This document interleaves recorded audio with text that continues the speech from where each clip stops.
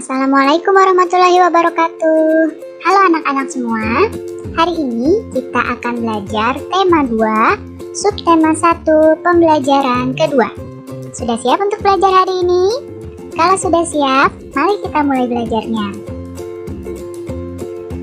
Lihat di hadapan kalian ada seorang anak yang sedang menikmati segarnya udara di lingkungannya. Tahukah kamu apa yang menyebabkan udara terasa segar? Ya, udara terasa segar karena di tempat tersebut banyak mengandung oksigen. Jadi udara terasa lebih segar. Makhluk hidup itu bernapas. Semua makhluk hidup bernapas. Nah, kita manusia pun juga bernapas. Tahukah kamu apa alat pernapasan manusia? Alat pernapasan manusia adalah paru-paru. Jadi manusia bernapas menggunakan paru-parunya. Manusia itu bernapas untuk memasukkan udara ke dalam tubuhnya, ke dalam paru-paru. Nah, udara yang mengandung oksigen ini masuk ke tubuh manusia.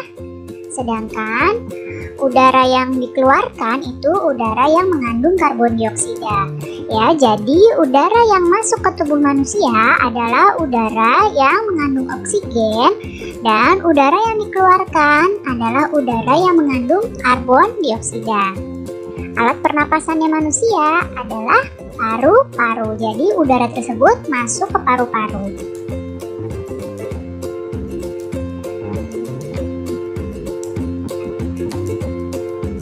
Berikut adalah organ pernapasan pada manusia.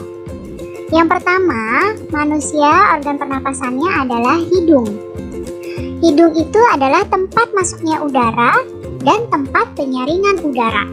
Jadi, udara yang masuk melalui hidung itu disaring terlebih dahulu menggunakan rambut-rambut halus yang ada di dalam hidung. Sehingga kotoran-kotoran yang terbawa ketika kita menghirup udara itu tertahan di hidung. Kemudian ada selanjutnya faring. Faring adalah persimpangan antara saluran pernapasan bagian depan dan saluran pencernaan di bagian belakang. Kemudian ada laring. Laring ini terdapat di belakangnya faring. Setelah itu ada batang tenggorokan atau trakea. Pada batang tenggorokan ini terdapat jaringan yang disebut silia yang akan bergerak dan mendorong keluar debu-debu dan bakteri yang masuk. Jadi setelah disaring di hidung, jika masih ada debu atau bakteri yang masuk, ini akan didorong keluar lagi di batang tenggorokan. Kemudian ada bronkus. Bronkus adalah percabangan dari batang tenggorokan. Nah, serta menuju paru-paru kanan dan kiri. Jadi bronkus ini bercabang jadi dua. Percabangan yang satu menuju paru-paru kanan dan percabangan yang satunya lagi menuju paru-paru kiri. Kemudian ada paru-paru. Nah, di dalam paru-paru ini ada bronkiolus dan alveolus. Bronkiolus ini adalah percabangan dari bronkus. Sedangkan alveolus adalah tempat terjadinya pertukaran oksigen dan karbon dioksida. Alveolus ini adalah gelembung-gelembung halus ya, ada di ujungnya bronkiolus, tempat pertukaran oksigen dan karbon dioksida.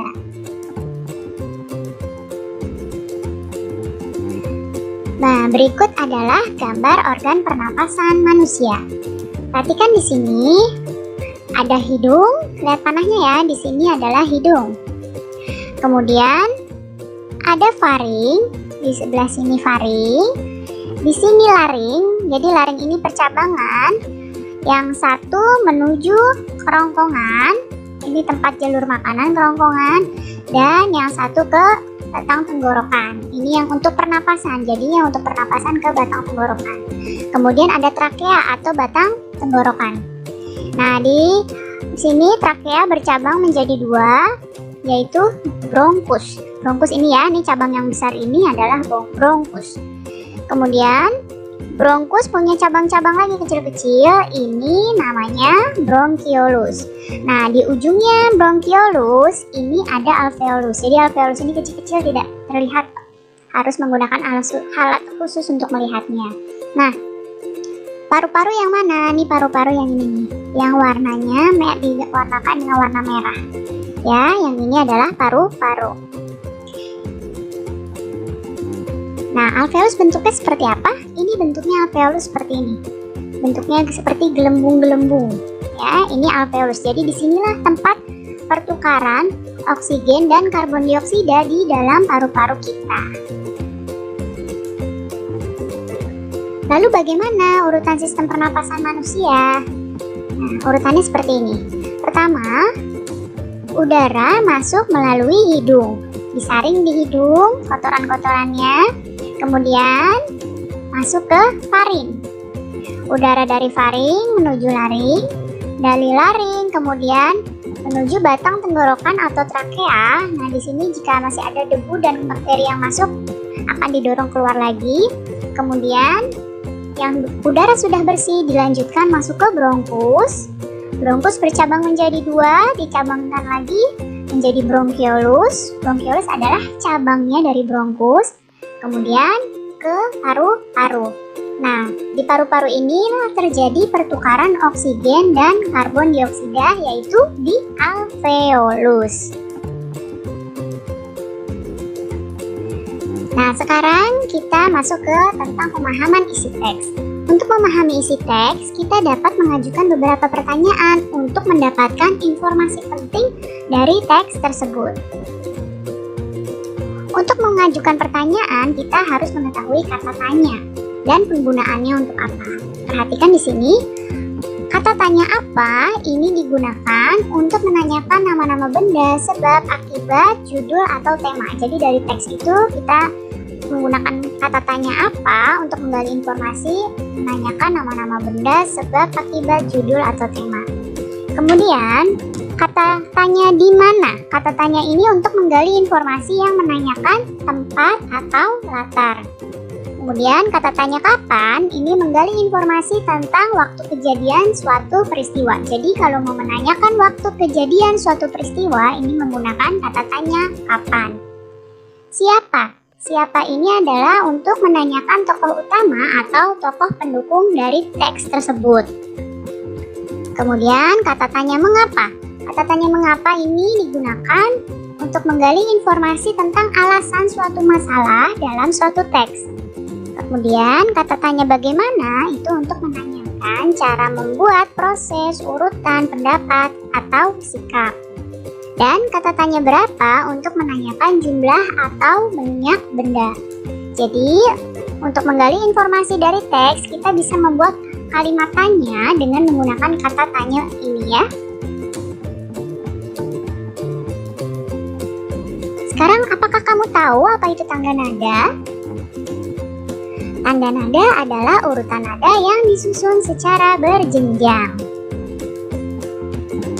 Tangga nada diatonis ini dibagi menjadi 2. Ada tangga nada diatonis mayor, ada tangga nada diatonis minor. Sekarang kita akan bahasnya tangga nada diatonis mayor. Tangga nada diatonis mayor ini seperti ini.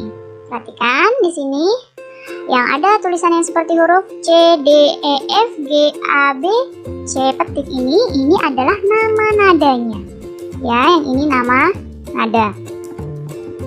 Kemudian yang angka ini dibacanya do, re, mi, fa, sol, la, si, do. Ini adalah notasi angka.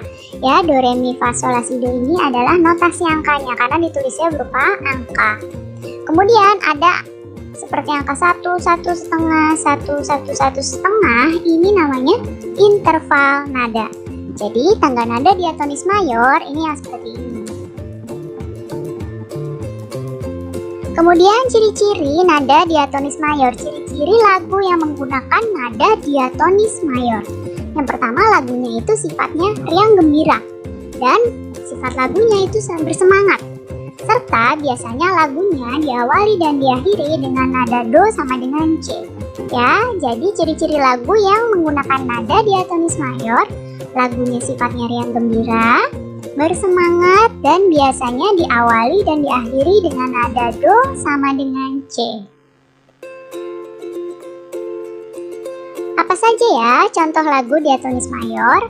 lagu-lagu yang menggunakan nada diatonis mayor, contohnya Indonesia Raya, Maju Tak Gentar, Hari Merdeka, Halo Halo Bandung, Gebiar Gebiar, Garuda Pancasila, dan sebagainya ya. Ini adalah contoh-contoh lagu yang menggunakan nada diatonis mayor. Baik, cukup sekian ya penjelasan Ibu kali ini. Mudah-mudahan kalian dapat paham dan mengerti. Terima kasih anak-anak semua. Sampai jumpa lagi. Wassalamualaikum warahmatullahi wabarakatuh.